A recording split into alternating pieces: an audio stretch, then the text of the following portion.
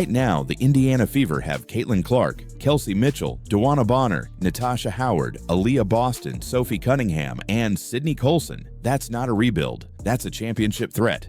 Think about that. One off-season ago, nobody wanted to touch Indiana. Now, they might be the most loaded roster in the league. And everyone is watching. Arena seats are sold out. Jersey sales are soaring. TV ratings are exploding. All eyes are on Indiana because Caitlin Clark is right at the center. She isn't just moving the needle, she is the needle. And it's not just fans who are tuned in. Fellow players, coaches, and teammates have gone on record to praise Caitlin's rapid growth. They highlight her basketball IQ, her confidence, her calm under pressure. This isn't a development case. This is a star who's arrived. So Sheryl's narrative, the idea that Clark needed to earn her stripes, is crumbling fast. Caitlin didn't ease her way in. She exploded onto the scene. Packed arenas, boosted ratings, flipped Indiana from overlooked to unstoppable. Sheryl didn't just misjudge a team, she misjudged the moment.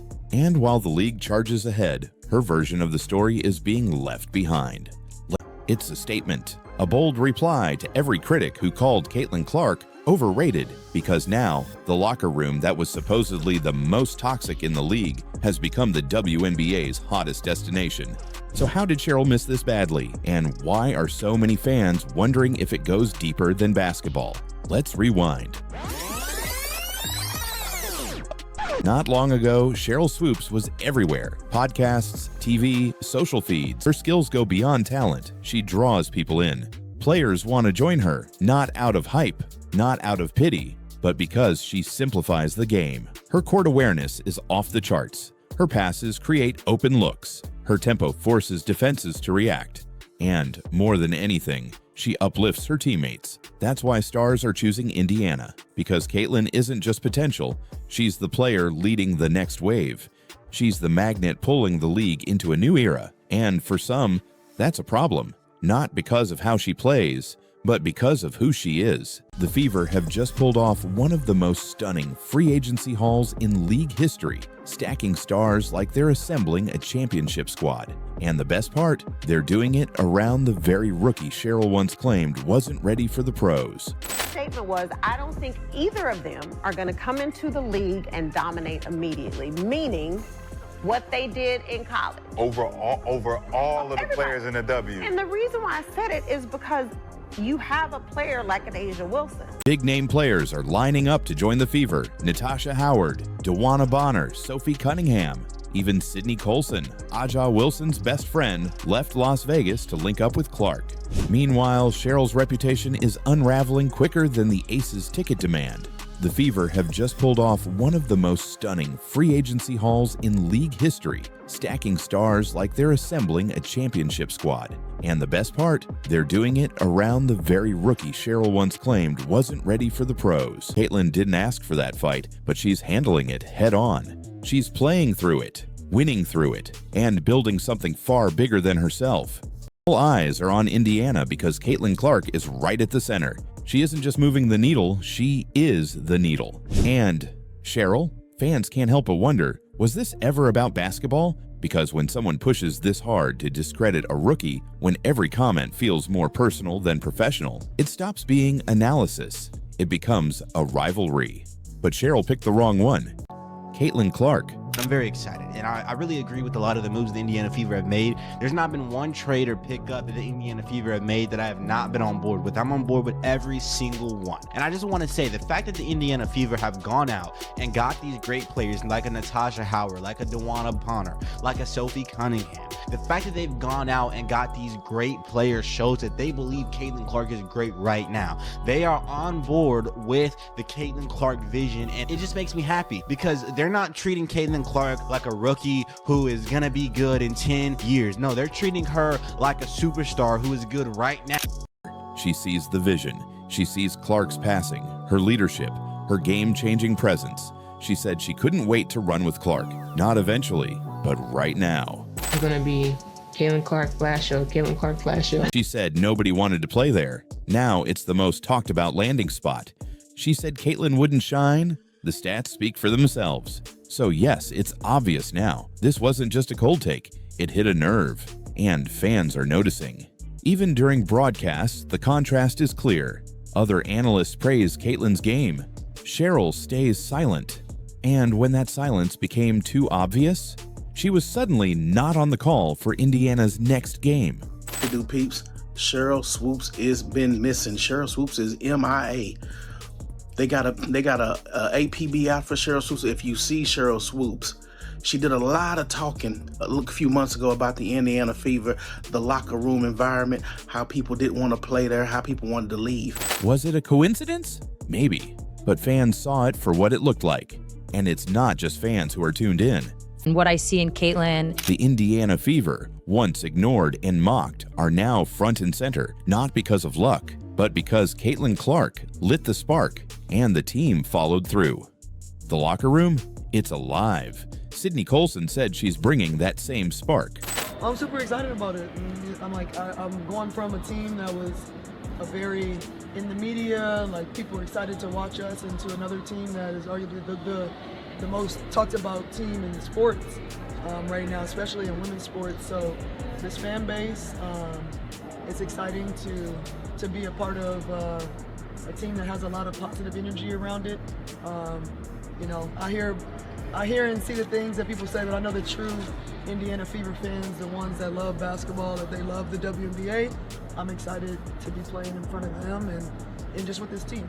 In what way would you not want to play in Indiana? The place where you're getting sold out arenas, the most viewership on television, playing with a player who was top 3 in MVP voting as a rookie, who clearly elevates her teammates around her. She scores a lot, but she is also dishing out the ball, able to elevate everyone around her. Why wouldn't you want to be? Mismatch, a proven scorer. She could have picked any team, but she chose the Fever. And when she landed, she didn't hold back. She went straight to social media to defend her new squad, shutting down critics still calling the team unwatchable. She's a great player. I'm happy to be on the side of her now instead of guarding her. Of course, she's a dynamic player, and you see that and what she's done in her rookie year. And I'm actually excited to see what she's going to do her second year in the league with a little bit, more experience and understanding a little bit more. So, like I said, hopefully I can make her job a little easier and she can make mine a little easier. But I think she's a great person, and we, been kind of connecting here. We had a great workout this morning, and it was fun. She's a fun kid. They're picking a smart city, low taxes, and a passionate fan base that's riding for their team harder than any other. That puts Sheryl in a tough spot because she wasn't just wrong, she was loud and wrong. Her takes didn't age poorly. They expired. Now, some say Sheryl never exactly said free agents wouldn't come, but let's not split hairs. Her message was loud, negative, and clear. Indiana was a no-go. No more headlines, no more interviews, no more bold claims that nobody wants to be in Indiana, because now the evidence is undeniable. Even the media has moved on. They're not asking if Caitlyn can adjust. They're wondering how teams can slow her down. They're not guessing if Indiana makes the playoffs. They're asking how deep the Fever can go. Meanwhile, other teams are scrambling. The Aces are pushing ticket deals. The Sky lost their top scorer, and the Sun, already in turmoil. And Sheryl, instead of lifting up Caitlyn's success, she's picking it apart. The twist: Sheryl used to be Caitlyn, the face of the league, the must-watch star, the one ESPN built around. But now, instead of embracing the similarities, she sees competition. That's why the divide between old legends and rising stars keeps growing. Caitlyn didn't ask for that fight, but she's handling it head-on. She's playing through it, winning through it, and building something far bigger than herself.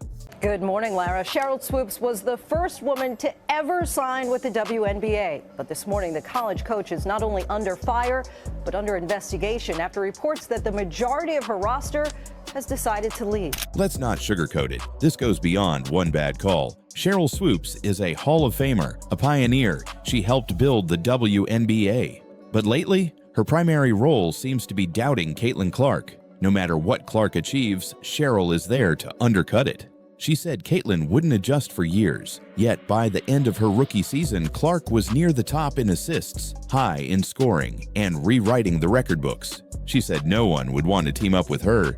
Stephanie White came in and said, okay, hold up. Let me go to Indeed.com and Indeed get some free agents to come in here that want to play, that are accomplished, seasoned veterans. She did all that. Cheryl's been nowhere to been found. Sheryl got a lot of crow to eat, folks. She said she feels refreshed, motivated, and most importantly, ready to win. Not to rebuild, to win. To be honest, I am just so excited to be here. I'm from the Midwest, and so for me to kind of get back to my roots and be close to my family, I'm so excited. Like when I say that I am refreshed and I am motivated and I just like kind of feel like my spark is back. Everyone thinks I've been feisty. You've not even seen the feisty side of me yet. So this should be really fun. But for me, I'm excited to be closer to home. I'm excited to deep dive into the community of Indiana. I've already met a lot of really cool people. I'm excited to inspire the next generation of young boys and girls around here, get to know the community more. What made the Fever the right choice for you in free agency? A lot of things. It was Amber and Kelly, Stephanie, Kelsey I played with at Athletes Unlimited for several years. Love Caitlin's game, love Aaliyah's game. It made sense. I made this decision mentally before DB and Natasha were even a part of the mix.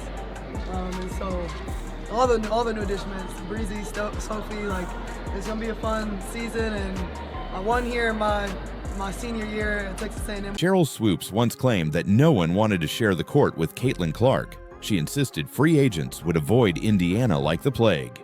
No, but players who will be free agents next year, there's a lot of other going on that players are like, this ain't where I want to be. But now, they're racing toward it. Indiana Fever are officially title contenders. Every day they have something new for us in free agency. And today it's Miss DeWanna Bonner. 6-time WNBA All-Star and WNBA champ, a veteran in this game, can pretty much do it all, also an enforcer, nasty defense. Should I continue? We have a new starting five. Caitlin at the 1, Kelsey at the 2, DeWanna at the 3, Natasha Howard at the 4, and Aaliyah Boston at the 5. No more headlines, no more interviews, no more bold claims that nobody wants to be in Indiana, because now the evidence is undeniable. Even the media has moved on. They're not asking if Caitlin can adjust.